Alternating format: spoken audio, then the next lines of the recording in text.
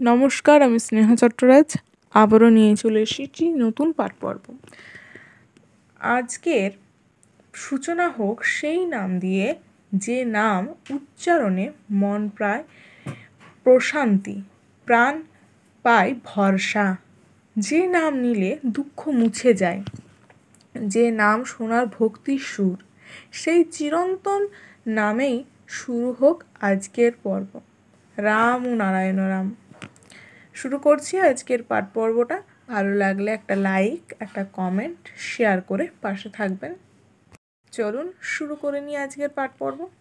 এই যে বিরাট মহাকাশ এর প্রচণ্ড বেগে অনন্ত জীবজগৎ সৃষ্টি করে চলেছে, জীবজগতের প্রতিটি জীবও আবার ক্রমে ক্রমে নিজেকে জানতে জানতে, বুঝতে বুঝতে একদিন সেই বিরাটের বিরাট গতিতেই ফিরে যাবে। জগতে সব কিছুই ধ্বনি। এই জগৎটা ধ্বনিরই একটা রূপ। একটা ধ্বনি বা নাদের মাধ্যমেই চলছে পুরো জগৎটা।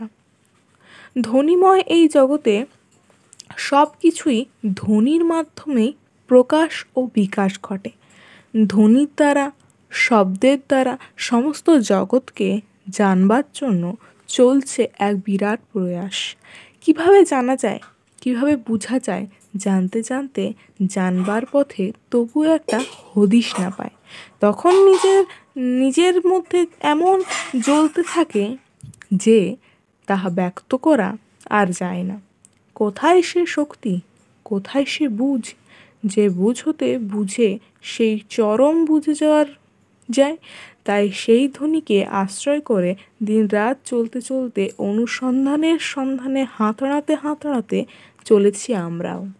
তবুও বিফল মনোরথ না করে চলার পথে আবারও চলছি আমরা। সাধকেরা সন্ধান না পেয়ে মাঝে মাঝে কেবলই মনে হয় যে বহুদূর পড়ে চলেছে, যে তথাপি আবার কেমন করে যেন অগ্রসর হয়ে যায়। আমাদের দেহবিনা যন্ত্রে বাহ্য ইন্দ্রিয়ের গ্রাহ্য না আছে সেই সুর বিশ্ব চরাচরে এমন ব্যাপ্তমান হয়ে রয়েছে যে যোগী সেগুলো সন্ধানে আনবার জন্য সদাই চেষ্টায় রত। সাধক বলেছে এই ইন্দ্রিয়গুলো কার্যকরী ক্ষমতা যেন ভুলে না যেতে পারে। সাধক আজ্ঞাচক্রে এমনভাবে টান দিয়ে চলেছে যে সহস্রারে সমগ্র সূর্যের নাদের ধ্বনিতে, সুরের ধ্বনিতে সে তার নিজের গতিতে চলতে আরম্ভ করলো। অনন্ত গতির প্রতি গতি রেখে সাধক আপন মনে চিৎকার করছে, কোন অন্তর্নিহিত বোধ জীবের মধ্যে যাহা আছে, সাধ্য সাধনায় যাহা বোধগম্য, যাহা নৈসর্গিক প্রাকৃতিক, তাই জেগে উঠছে। হে স্রষ্টা, তুমি কোথায় আছো? কোথা হতে এসেছো তাহা জানা নেই। শুধু জানা আছে এই সর্বভূতে সৃষ্ট বস্তুসমূহের মধ্যে তুমি তোমার বিভূতি প্রকাশ করে যাচ্ছ। আমি এতটুকুই বা বুঝেছি। আমার বুঝগুলো আবার বুঝে যায়। আমরা আবার ভাবি বুঝি আর বোঝা হলো না। এইসব কেন হয়? কেন সব কিছু এরকম হচ্ছে? এই ভাব জীবের মধ্যে উদিত হলো। এ কি অজ্ঞানতা? জ্ঞানের আলোকে যে উদ্ভাসিত, সে কখনো যায় না অস্ত। এই উদিত সূর্য আপন দীপ্তিতে চির উদীয়মান। সেই সূর্য আমাদের মধ্যে চিরন্তন উদিত হয়ে আছে। জীব সর্বভাবে বুঝে বা না বুঝে থাকলেও জীবের মধ্যে সেই জ্ঞান উদ্ভাসিত, প্রকাশিত। জীবজগৎ কিসে আছে রত? যোগ প্রক্রিয়ায় ধাদস্থ যাহা রীতিনীতিতে, তাহাই সে করে যাচ্ছে। যেমন দিন রাত্রি আলোক আর অন্ধকার, সেইরূপ আমাদের মধ্যে, জীবের মধ্যে একবার অজ্ঞানতার অন্ধকার আসে, একবার আসে জ্ঞানের আলো।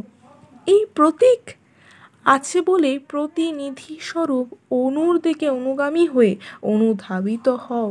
এই জীবজগৎ সর্বকিছুই সমস্ত সুরের মিলিত সাড়া মাত্র একটা, যা তোমরা বুঝতে পারবে।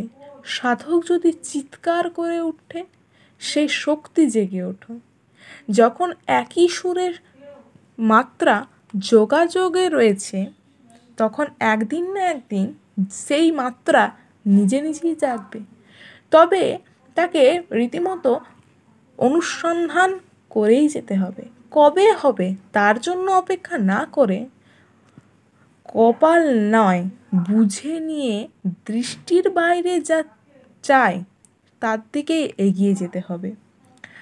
আমার এই দৃষ্টি যাহা সূক্ষ্ম ও স্থূলে অভিহিত, সেদিকে নিক্ষেপ করব।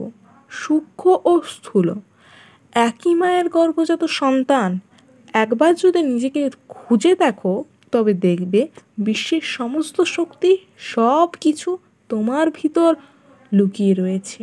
সবাই একই অবস্থাতেই আছি, পাপী কেউ নয়, আবার মুক্তি বুদ্ধ শুদ্ধও কেউ নয়। তাই শূন্য মার্গে না কেউ ভালো, না কেউ খারাপ। এই শূন্য মার্গে না আছে কি মত পথ, যারা সব কিছু আছে।